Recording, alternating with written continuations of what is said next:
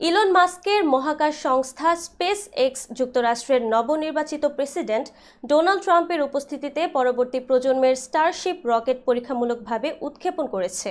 স্থানীয় সময় মঙ্গলবার টেক্সাসের ব্রাউনসভিলের বোকা চিকা লঞ্চপ্যাড থেকে এ রকেট উৎক্ষেপণ করা হয়।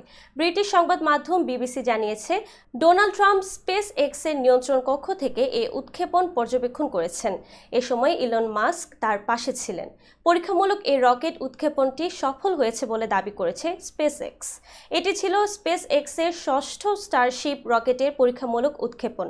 বিশ্বের শীর্ষ ধনকুবের ইলন মাস্ক এখন ট্রাম্পের ঘনিষ্ঠ রাজনৈতিক মিত্র। সম্প্রতি ট্রাম্প তাকে তার সম্ভাব্য মন্ত্রিপরিষদে স্থান দিয়েছেন। বিবিসির প্রতিবেদনে বলা হয়েছে, স্টারশিপ রকেটটি মহাকাশে যাওয়ার পর আবার পৃথিবীতে ফিরে আসবে। এ সময় এটিকে আবার যথাযথভাবে লঞ্চপ্যাডে ফিরিয়ে আনার কথা ছিল। এর আগে পঞ্চম দফার পরীক্ষার সময় প্রথমবার এ সাফল্য পেয়েছিল স্পেস এক্স। তবে পরে কারিগরি কারণে এই সিদ্ধান্ত থেকে সরে এসেছে স্পেস এক্স। ইলন মাস্ক জানিয়েছে, স্পেস এক্সের রকেটে করে একদিন মঙ্গল গ্রহ ও চাঁদে নভোচারী পাঠানো সম্ভব হবে বলে আশা করছেন তারা।